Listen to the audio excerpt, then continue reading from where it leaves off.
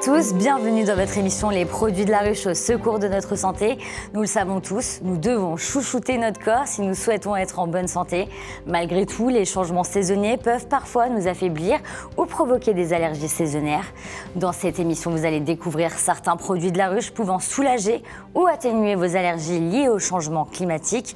Pour vous aider à mieux choisir le produit de la ruche qui vous correspond, j'ai le plaisir d'accueillir comme chaque semaine Claire Desvaux, vous êtes naturopathe et diététicienne, et Stéphanie Drey, vous êtes docteur en pharmacie et naturopathe également. Bonjour à toutes les deux. Bonjour. Tout d'abord, il est important de définir quels sont justement les symptômes d'une allergie saisonnière. Est-ce que vous pouvez nous expliquer ? Oui, bien sûr.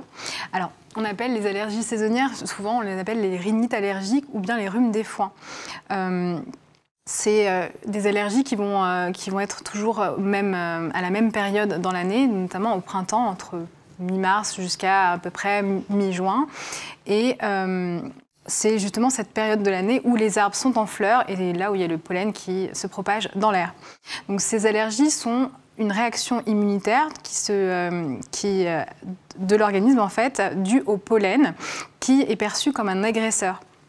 Et du coup, l'organisme se défend en créant une réaction inflammatoire. Donc, il va augmenter les taux d'histamine dans le corps, qui est pro-inflammatoire. Et donc, ça se traduit la plupart du temps par le nez qui coule, le nez qui est bouché ou qui démange, les yeux qui pleurent, qui piquent. On a la gorge aussi qui gratte. Serré, grasse. Exactement, les yeux, enfin on a même les paupières qui sont gonflées. On peut aussi avoir difficultés respiratoires parce qu'on a une production de mucus au niveau des voies respiratoires qui peut aller jusqu'à même la crise d'asthme. Voilà, exactement. Et la crise d'asthme. Claire, comment le pollen cru peut-il améliorer les allergies saisonnières ? Alors le pollen réduit le niveau d'histamine dans le corps.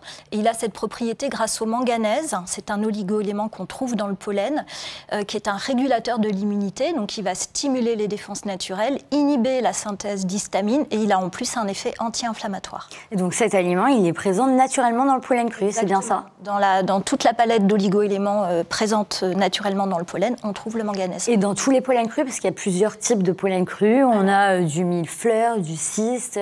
Oui, c'est vrai que chaque pollen a des spécificités, mais globalement, il y a quand même une composition commune et le manganèse, on va le retrouver assez largement. Et Stéphanie, le pollen doit-il agir en tant que complément pour traiter les allergies ou on peut le prendre tout seul ? Alors, on peut les deux, mais c'est vrai que c'est mieux de l'utiliser en complément de mesures thérapeutiques supplémentaires. Par exemple, en complément d'un traitement symptomatique, on peut avoir... On peut consommer des bronchodilatateurs si vraiment on a une gêne respiratoire ou des antihistaminiques en plus si vraiment l'allergie est assez sévère. On peut aussi l'utiliser en complément en fait, du traitement de cause. Donc est-ce que c'est parce que l'air est pollué ? Est-ce qu'il y a un état inflammatoire ? Est-ce que justement on a des problèmes de microbiote ? Parce que ça peut aussi agir à ce niveau-là. Mais généralement, oui, on l'utilise en complément de tout ça. Le fait en fait, d'exposer de manière constante et répétée l'allergène, donc le pollen, ça va permettre en fait, à notre corps de ne pas réagir de manière excessive une fois qu'on le rencontre au moment des pollens. Il y a également des personnes qui sont allergiques aux produits de la ruche. Vous pensez qu'ils peuvent consommer du pollen cru ? Alors oui. C'est pas le même pollen sur le pollen cru. Donc on a le pollen anémophile donc qui est porté par le vent. Donc c'est celui-là qui va vraiment être allergène et on a le pollen entomophile donc c'est celui-là qui va être transporté par les insectes pollinisateurs et donc c'est celui-là qu'on a dans le pollen cru qu'on va consommer. Et donc on l'utilise même pour les personnes qui sont allergiques au pollen, on l'utilise en période de désensibilisation. Donc, en prévention, avant une période de printemps. C'est très bien de faire une cure de pollen cru, justement. Ça va les aider, justement, à plus être allergiques éventuellement aux produits de la ruche. Exactement. Et est-ce qu'il y a une caractéristique commune à chaque pollen ? Alors, tous les pollens ont la propriété d'être équilibrants, protecteurs, énergisants, immunostimulants, digestifs. Alors quand on dit pollen cru, c'est un pollen qui n'a été ni chauffé ni séché. Et c'est un critère essentiel car dans le pollen, il y a des nutriments comme les vitamines, les enzymes ou les probiotiques, qui sont des ferments, qui sont très sensibles à la chaleur. Donc il ne faut surtout pas les chauffer et même le séchage va diminuer leur teneur, donc leur efficacité. Donc on le conserve plutôt où ? Dans une pièce à température ambiante, plutôt au frais ? Alors, un pollen qui est cru, il faudra le garder dans certains cas au congélateur ou alors au réfrigérateur, mais ça va réduire sa durée de conservation. Stéphanie, quels sont les bienfaits du pollen cru? Chaque pollen protège-t-il une partie du corps particulière ou pas? Alors, comme l'a dit Claire tout à l'heure, donc le pollen cru, il a des vertus immunostimulantes, dynamisantes, il a aussi des vertus probiotiques et en fonction en fait, de l'origine florale, il va avoir des bénéfices spécifiques. Donc, pour tout ce qui va être allergie saisonnière, ce qui va être intéressant, c'est des pollens crus d'arbres en fait, de printemps. Donc, celui qui va être le plus intéressant, là, comme on a sur le plateau, ça va être celui des millefleurs, parce que justement, on va regrouper un petit peu toutes les fleurs. Après, on va voir, par exemple, pour la vision, on a le pollen cru de saule qui est bien parce qu'il va être riche en lutéine et ça va protéger contre la cataracte. Pour la flore intestinale, on va avoir le pollen cru de cyste. Celui-là, je l'ai retenu. L'équilibre intérieur. Pour la circulation, on a le pollen de châtaignier qui prévient la déminéralisation et qui va avoir en fait des bienfaits sur les vaisseaux sanguins. Pour le cœur, on a le pollen cru d'aubépine, donc notamment pour les troubles du rythme cardiaque. Il sera assez intéressant. Et tout ce qui va être peau, ongles, cheveux, on va se retourner vers le pollen cru des fleurs de montagne. Parce qu'il va stimuler un petit peu le renouvellement cellulaire et lutte contre le vieillissement cutané. Donc on peut dire que globalement, pour chaque mot, il y a un pollen cru. Il y a environ une douzaine de pollens crus que j'ai trouvé à peu près différents, c'est ça? C'est très riche, oui. Il y a une belle variété, oui.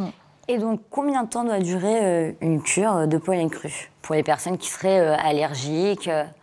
Alors, la durée idéale pour faire les choses bien, ça serait 6 semaines. Et il y a des périodes clés. Donc, bien sûr, c'est le printemps, puisqu'on parle des allergies. Donc, c'est la saison à laquelle les allergies se déclarent. En plus, on sort de l'hiver, on est généralement à plat.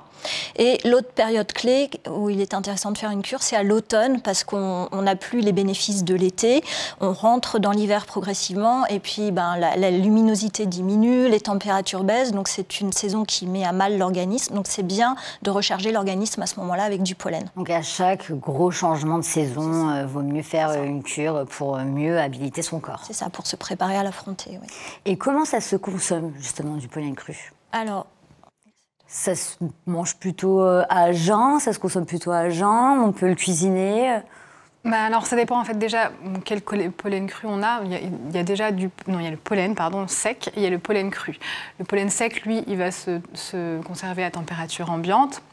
Et donc, on va pouvoir le prendre chaque matin à jeun, 30 minutes ou 2 heures après un repas. Mais ce qui est très important, c'est bien de le mastiquer, de le laisser en bouche. Bon, vous allez voir, c'est un petit peu pâteux, mais il faut vraiment bien le mastiquer avant de l'avaler. On est sur à peu près 15 grammes par jour pour un des adultes, donc ça correspond à 1 à 2 cuillères à soupe. À soupe, ok. Et pour les enfants, c'est 5 grammes. Donc, donc ça va être la même chose pour le pollen cru, sauf qu'on le sortira directement du congélateur. Et ça se prend comme un complément alimentaire plutôt, ou on peut le prendre chaque matin après un repas, son petit déjeuner, préconiser plutôt quoi? Alors moi, je sais quand j'en prenais, il y a quelques temps, je le prenais à jeun au petit déjeuner, et soit nature ou mélangé avec des fruits. Et c'est bien de mélanger avec des fruits alcalinisants comme une pomme, une banane ou même un demi-avocat. C'est un bon mariage. Et donc on le conserve quand il est frais, donc c'est le cas de celui qu'on a sur le plateau. On le conserve plutôt dans une pièce où il fait plus frais, au frigo? Non, comme je vous ai dit, au congélateur. Au congélateur. Parce qu'en fait, si on le laisse à température ambiante, on va perdre en fait les qualités, le pouvoir probiotique. Donc c'est les bonnes bactéries, et donc à température ambiante, elles vont mourir. Elles vont partir. Voilà, exactement. Et dans les produits de la ruche, nous avons également du pain d'abeille, de la propolis, de la gelée royale, donc il y a pas mal de choses. Pouvons-nous également les recommander pour soulager ces allergies saisonnières? Oui, alors il y a la propolis qui est anti-inflammatoire par nature, qui contient des flavonoïdes qui stimulent certains globules blancs, les lymphocytes et les granulocytes. Et la gelée royale, alors on l'a bien développée sur plusieurs émissions, elle contient des composants spécifiques, l'apalbumine et le 10-HDA, qui ont des propriétés immunostimulantes. Donc on a une action directe sur l'immunité.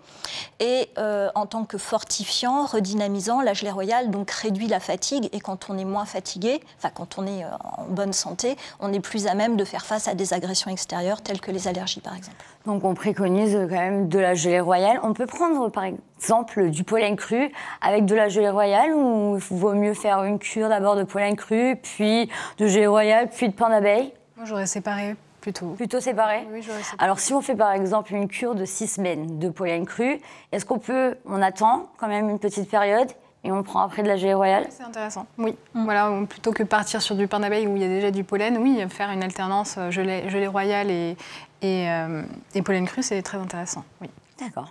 Merci à vous deux pour toutes vos recommandations, comme chaque semaine. Vous savez maintenant toutes les solutions naturelles qui existent pour soulager vos allergies saisonnières. Merci à vous tous de nous avoir suivis sur Top Santé TV. On se retrouve la semaine prochaine pour un nouvel épisode des produits de la ruche au secours de notre santé. Prenez soin de vous.